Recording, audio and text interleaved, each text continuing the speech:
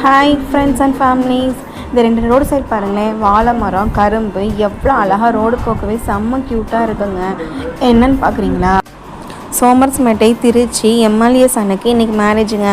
அதுக்காக நம்ம சிஎம் வராங்க.